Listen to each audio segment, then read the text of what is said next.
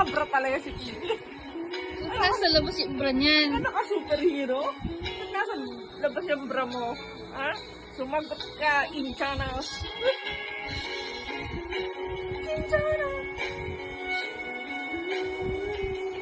Ba't nandyan yung bra mo sa labas? Grabe naman bra yan. Oh? Anong cup yan? Anong size mo? Anong size ng bra mo? Hmm? Ano bang bra na ito? Ang laki ng ulo eh. Nagmamadali kasi siya. Inchana. Kalimutan niya magbra. Tapos nakalimutan niya ng bra pero sa labas niya na isuot yung bra. Kakamadali niya, nauna yung damit.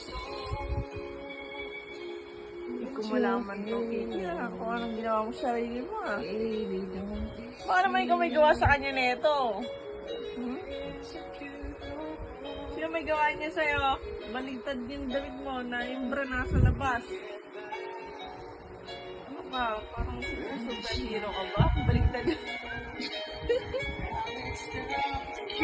Matangkad na yan. Tangkad na. Tumangkad na yan. Oh.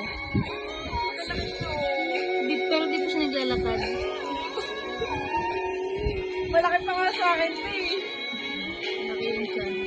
Ay, Ay, Pipi, grabe, oh. Kanina, hindi ka rin, matangkad. Grabe, napi ka, no? Grabe, sabi kang pandak, no?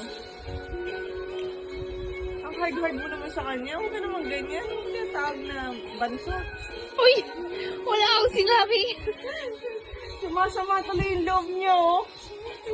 Ayaw tuloy yung marap na nagtatampo na. Marap na nga dito.